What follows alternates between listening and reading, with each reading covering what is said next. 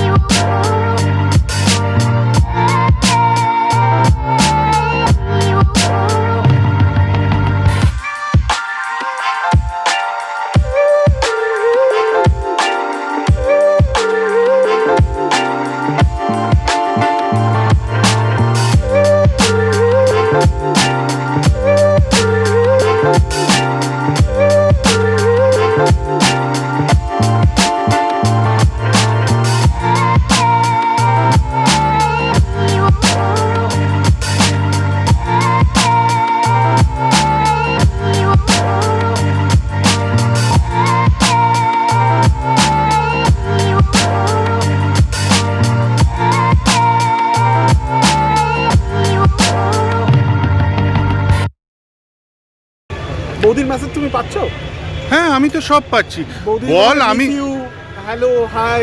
না তুই বল যে তুই এখানে কিছু একটা মানে কারোর সাথে দেখা করতে এসেছিলি, আমাকে না জানি। বেজে গেছে, বইমেলা ফুরফুরে মেজাজে উঠছে, তুই একা এখানে, সূর্যের রেশটা, শেষ রেশটা তোর মুখে পড়েছে, ভালো লাগছে। তাহলে এবার ভেতরে যাই, ফুরফুরে মেজাজ।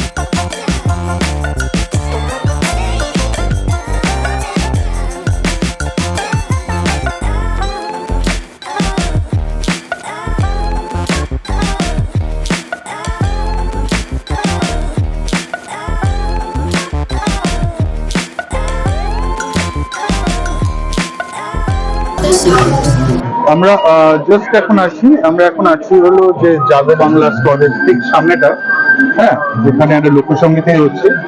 জাগো বাংলা অ্যাকচুয়ালি খবরের কাগজ হয় নয়, এটা একটা পাবলিকেশন এবং মুখপত্র, কিন্তু স্টলটা সত্যি খুব ভালো করেছে, খুব সুন্দর। দুর্গা ঠাকুরের প্রতিমা দিয়ে খুব ভালো করেছে, ভালো লাগছে স্টলটা। এবং সামনে লোকসঙ্গীত শিল্পীরা গাইছে, লাইভ গাইছে, সেটা দেখে আরো ভালো লাগছে।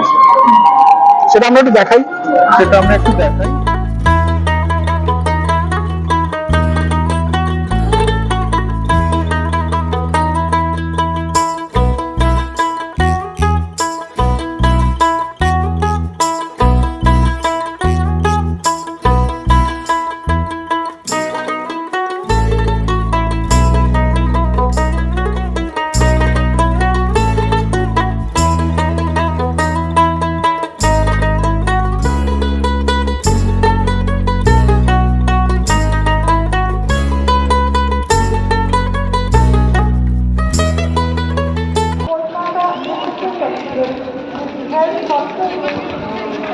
25 of Georgia, 9, 11 and 11 of February.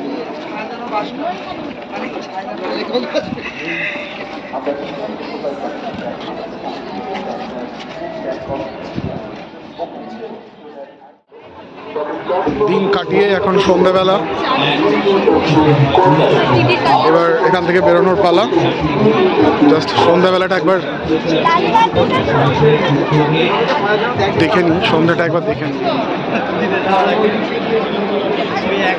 Pankaj বাবু সামনে একদম, আর আরেকজন পঙ্কজ বাবু দিকে।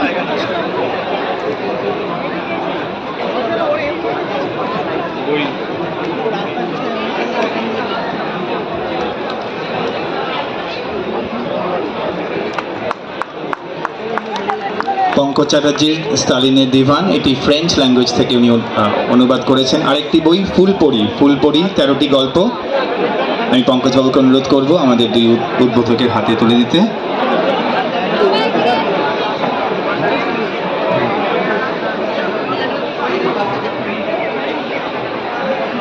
পঙ্কজ কুমার চ্যাটার্জির দুটি বই, স্টালিনের দিভান এবং ফুলপরি। তিনি আমাকে যে সাথীকে উপহার দিয়েছিলেন তার কথা বলি। এইরকম এক চাঁদনি রাতে আমাদের বাড়ির ছাদে আমাকে নিয়ে গিয়েছিলেন আমার কাকামশাই সাহিত্যিক নারায়ণ গঙ্গোপাধ্যায়। আমার তখন 5 বছর বয়স, আমার জন্মদিন।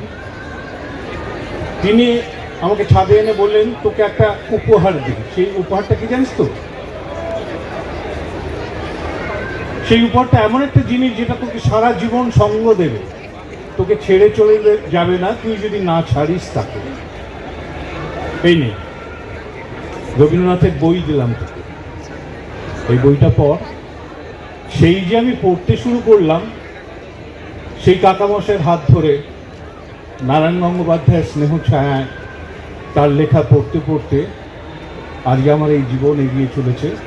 আজকের এই মঞ্চে তাকে আমি স্মরণ করি আরেকবার, আর শুভেচ্ছা জানাই পঙ্কজ বসাক মশাইকে। নমস্কার। সবাইকে, বইমেলার উপস্থিত সবাইকে আমার আন্তরিক শুভেচ্ছা। কবিতা নতুন আরম্ভের পথে। কবি টিয়া পাখি। প্রভাতের শুভারম্ভে দেখেছি তোমায়, নব নব রূপে, নব নব ধারায়। মনে পড়ে কত কি এ আনন্দ কোলাহল, ঘরের পাশে কাশবন তোলে কত হিল্লোল। চকিত আলো আসে আজ বিদায় বেলায়, রাত নামার পরে সেই সঙ্গে আধার ঘনায়। কাজল কালো দুটি চোখ, কত কি বলে আখি। খাঁচায় বন্দি জীবন, উড়ে গেল সে পাখি। চাইব হোক ভালো সারা জীবন, কিছু কথা থেকে যাক আজ বিদায়ের ক্ষণ। কিছু কথা থেকে যাক আজ বিদায়ের ক্ষণ। নমস্কার। ধন্যবাদ রূপজাকে। বিদায়ের ক্ষণ মোটেই নয়, সব কিছু আবার আরম্ভ হোক, নতুন করে শুরু হোক। গায়ত্রী তরফদারকে অনুরোধ করব। উপস্থিত সকলকে আমার কলকাতা বইমেলার তরফ শুভেচ্ছা জানাচ্ছি। আমি কবি টিয়া পাখির একটা কবিতা আবৃত্তি করছি। জীবাণু। পাশাপাশি বসে আছি দুজন, ব্যবধান কয়েক আলোকবর্ষ। কোভিড আজ করেছে কোয়ারেন্টাইন, বিষাদের প্রশ্বাস বিমর্ষ। নিজের ঘরেই মানুষ আজ হয়েছে কোণঠাসা। আমার ছেলে করেছে এক ঘরে, যেন ভিন গ্রহ থেকে আসা। শ্বাসকষ্ট, বুকে ব্যথা আর জ্বর নিত্য দিনের সাথে। চেনা মানুষ আজ ঘরবন্দি, ভাগ্যের ফের রাতারাতি। দিনটা দেখলাম, সন্ধ্যের বইমেলাটা কেমন লাগে সেটা একবার দেখি।